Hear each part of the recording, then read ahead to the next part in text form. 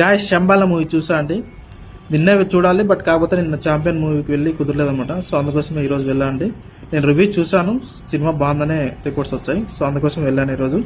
Cinema బాగుందండి. ఖచ్చితంగా మనం థియేటర్ ఎక్స్పీరియన్స్ చేసే మూవీని అనమాట. సో కుదిరితే ఖచ్చితంగా థియేటర్లో చూడండి.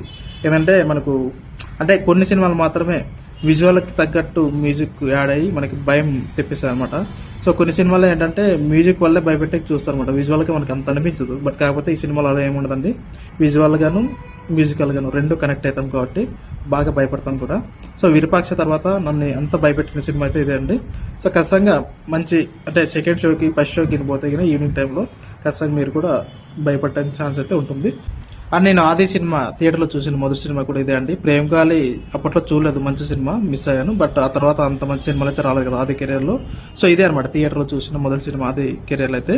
నాకు సినిమాలో సాంగ్స్ కూడా సీన్ తగ్గట్టు ఉంటాయండి, బాగా అనిపించాయి నాకు సాంగ్స్ కూడా. సో బీజిఎం కూడా నేను చెప్పినట్లే మంచికి హారర్ సీన్స్ కి బాగా పెట్టారు అనమాట. అండ్ ఈ సినిమాలో నాకు క్లైమాక్స్ కొద్దిగా ఇంకొంచెం బెటర్ గా పెట్టింటే బాగుంది అనిపించింది. ఒకవేళ మీరు ఇప్పటికే చూస్తుంటే మీకు ఎలా అనిపించిందో కామెంట్స్ తెలియజేయండి. Okay, thanks for watching. జై హింద్.